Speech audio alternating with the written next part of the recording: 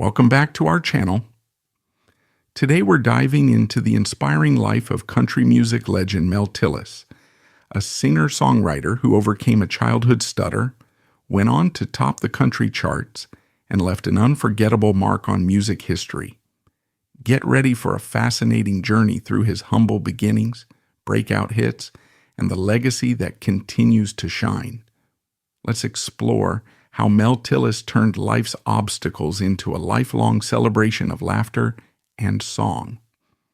Mel Tillis was not a legend born in glory, but a young boy in Florida whose path was shaped by the quirks of fate and the hidden power of music. He arrived in this world on August 8, 1932, in Tampa, with a more formal name, Lonnie Melvin Tillis, though in time, the world would come to know him simply as Mel, a figure of warmth, wit, and generous spirit. In his earliest years, long before he could belt out a single note, the seeds of his destiny were quietly being sown in the humid Florida air.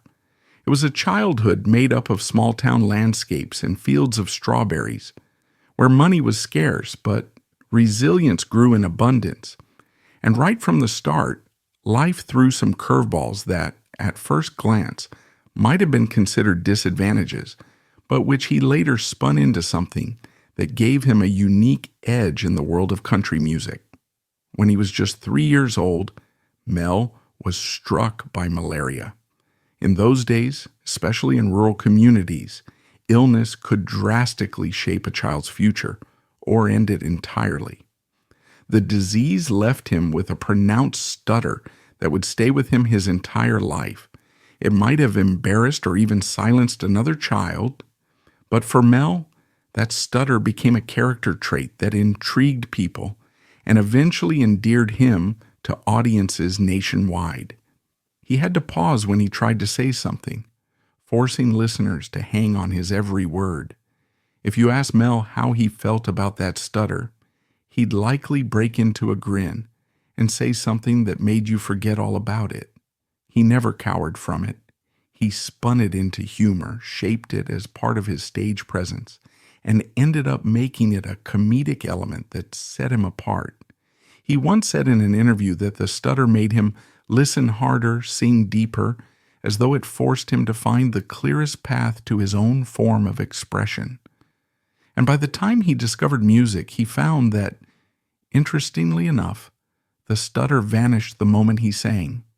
The melody carried him with a fluency he couldn't find in ordinary speech. But before music could become his life, there were tough formative years that tested his resolve. Growing up poor in Pahokee, Florida, where work in the fields was backbreaking and the sun was unrelenting, he developed a sense of what it truly means to hustle.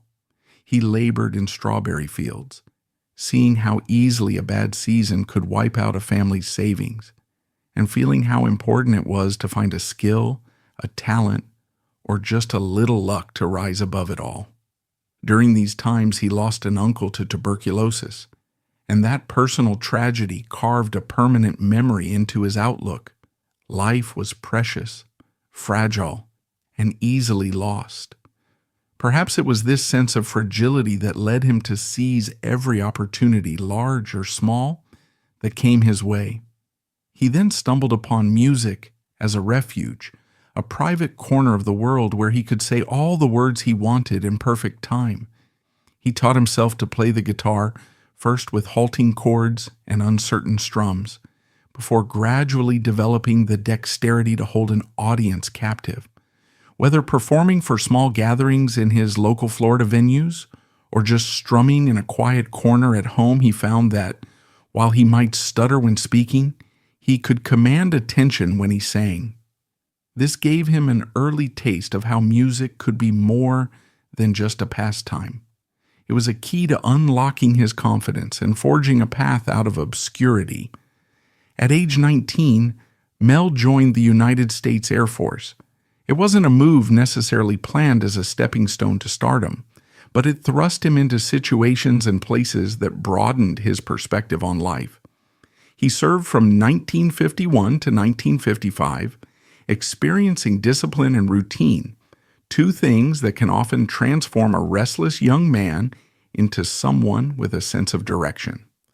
And while stationed, he never abandoned his guitar. If you were on the same bass, you might have caught him picking a tune during downtime or offering up a good-natured laugh to keep spirits high. Even in the rigors of service, he found a way to let music shine. He realized that while the military taught him discipline, it was Nashville that called him in his dreams at night. There was a place where creativity could flourish and where a stuttering songwriter might transform himself into a national phenomenon. So in 1956, brimming with ambition, Mel relocated to Nashville. If you've ever set foot in Music City, you know it's a place of big hopes and daunting rejections. The neon signs and late-night gigs are proof that for every star there are countless hopefuls who never quite make it. But Mel arrived with enough grit and optimism to face the rejections head-on. He just had something about him, a certain sincerity in his voice, an ability to tell a story, and a willingness to laugh at his own expense. He signed with Columbia Records in 1957, releasing his first single, Honky Tonk Song, in the same year. It wasn't a commercial success, but it captured the attention of people who counted. There was a distinctive quality to Mel's voice, that warm timbre that felt inviting, and an honest, down-home style that made you believe every word he sang. Even more than the singing, it was his songwriting that began to turn heads in the late 1950s.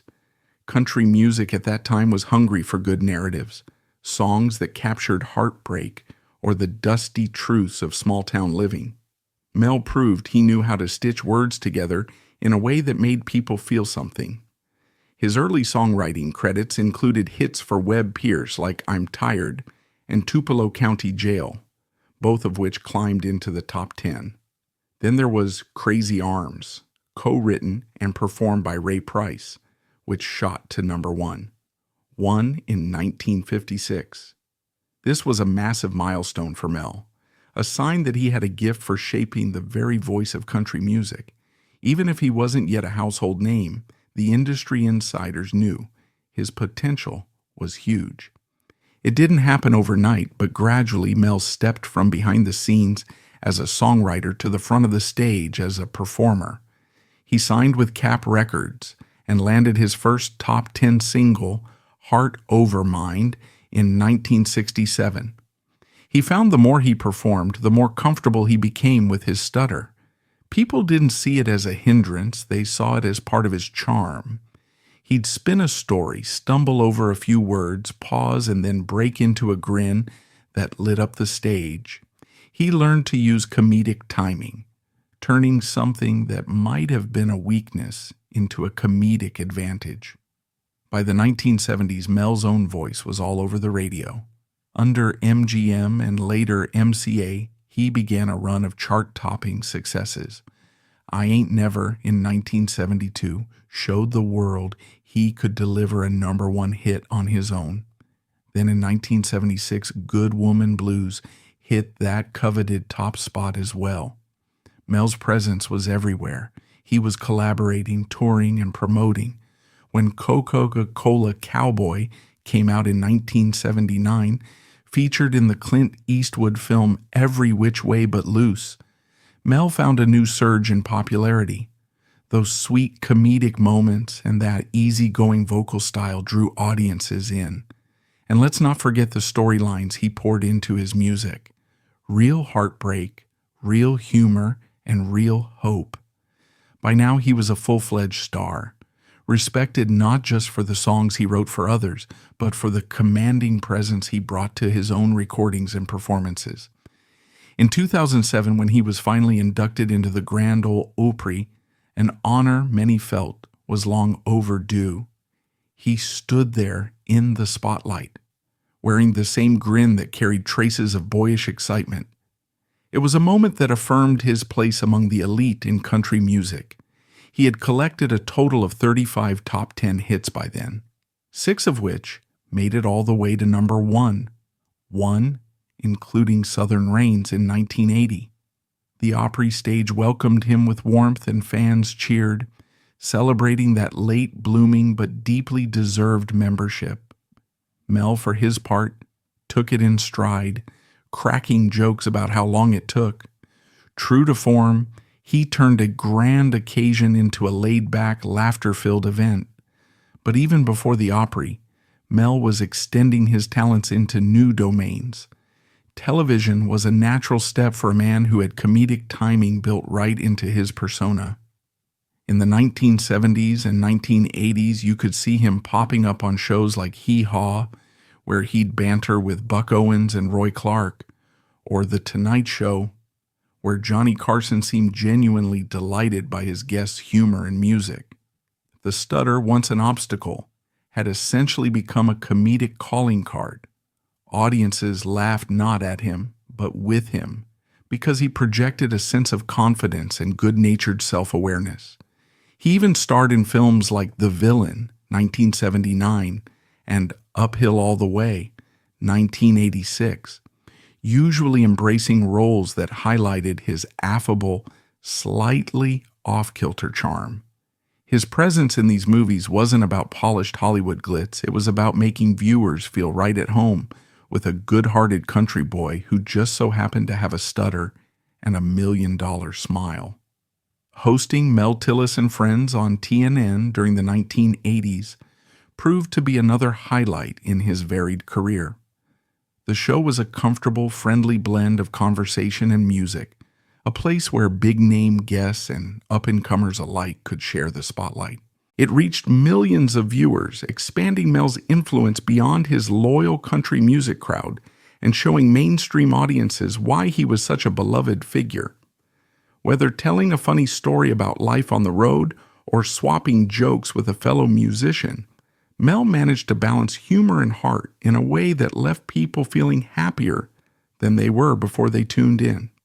He continued to write hits for other artists during this time, which only solidified his place as one of Nashville's great songwriters.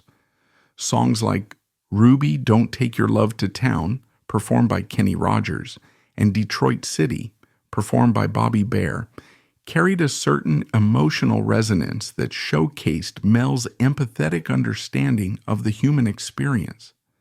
Those songs didn't just climb country charts, they became cultural staples, recognized by music fans who might not even be aware that Mel wrote them.